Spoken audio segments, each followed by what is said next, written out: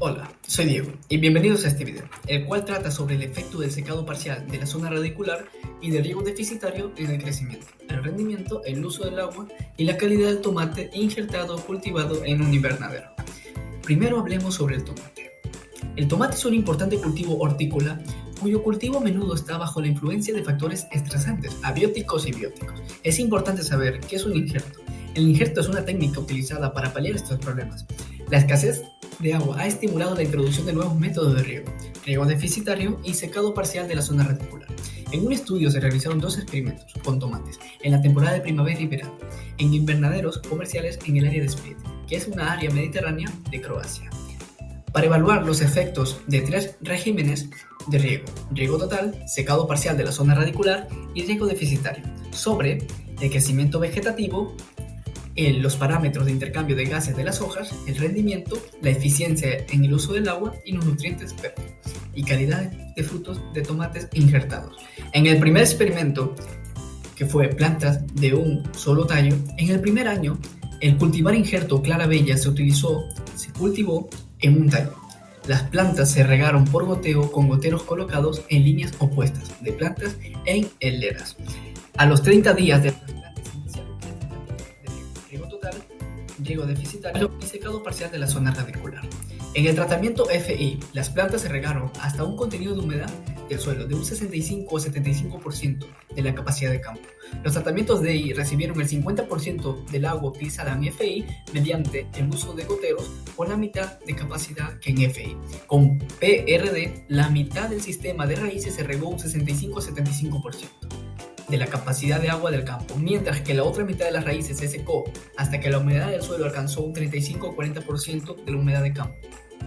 Y luego se cambió el riego entre dos lados de sistemas de raíces. PRD recibió 65% de agua de FI.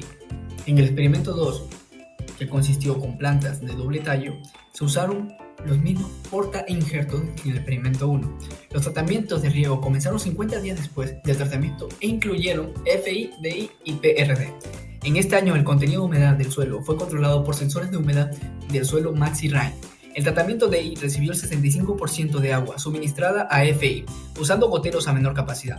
Para medir mejor las necesidades de agua en el PRD, este tratamiento contó con sus propios sensores para controlar el riego y cambiar de lado. El PRD utilizó el 50% del agua utilizada en FI. Aún nos falta hablar sobre los resultados y las conclusiones, esto lo veremos a continuación.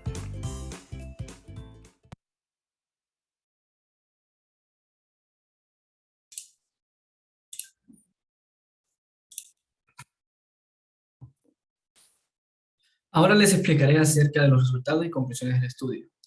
En ambos experimentos se registraron mayores características vegetativas, como es el área, número de hojas, altura y biomasa de brotones en las plantas injertadas, en portainjertos comerciales. La conductancia estomática y la tasa de transpiración fueron mayores bajo FI. Bajo DI, la transpiración fue la más baja y la eficiencia en el uso del agua, WUE, fotosintética, fue la más alta. La tasa fotosintética cambió entre los tratamientos de riego dependiendo del tipo de planta. En ambos años, el rendimiento total fue mayor en las plantas injertadas como resultado de más y mayores frutos por planta. En el segundo año, las plantas injertadas bajo FI tuvieron mayor rendimiento en comparación con PRD, pero no con DI, mientras que las plantas autoinjertadas no difirieron entre los tratamientos de riego. WUE fue más alto en los tratamientos DI, PRD y en plantas injertadas. En NPKCA foliar fue mayor en las plantas injertadas en emperador y maxifor, mientras que se midió más Mg en plantas autoinjertadas.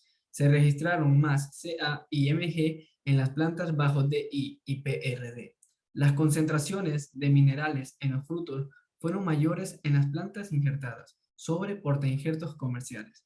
Los sólidos saludables totales difirieron entre riegos según el tipo de planta, mientras la acidez total del fruto fue mayor en emperador y maxifor.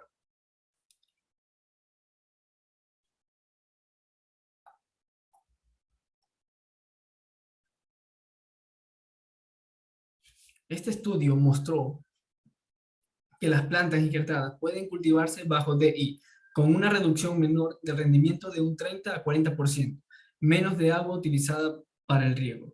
La DI moderada se pudo usar antes de que el PRD para el cultivo de tomates injertados, y las plantas de doble tallo no mostraron un efecto negativo en el rendimiento del tomate, por lo que se puede usar como estándar en riego reducido. Las concentraciones de minerales en los frutos fueron mayores en las plantas injertadas sobre portainjertos comerciales. Los sólidos saludables totales difirieron entre riegos según el tipo de planta, mientras que la acidez total del fruto fue mayor en Emperador y Maxifor. Cuando se introduce dos métodos principales con respecto al uso de riego reducido, a saber, riego deficitario DI y secado parcial de la zona radicular PRD, para mejorar la eficiencia del uso del agua WUE. Estas prácticas exponen a la planta a un estrés por sequía moderado. Podrían aumentar los niveles de ácido accísico ABA que conducen a un mayor aumento en WUE. DI suministra menos agua a toda la zona radicular que la cantidad perdida por evapotranspiración, mientras que PRD implica humedecer y secar alternativamente las zonas radiculares. Se ha demostrado que PRD mejora el DI y ha resultado en ahorros sustanciales de agua, una mayor eficiencia en el uso del agua, y es superior al DI en términos de mantenimiento y rendimiento en tomate de invernadero o procesado. Las plantas injertadas mostraron una mejor absorción de minerales y agua, y que las plantas no injertadas, debido al crecimiento vigoroso de las raíces por parte del portainjerto elegido, al final el tomate injertado bajo riego deficitario mostró un mayor rendimiento y WUE. Muchas gracias.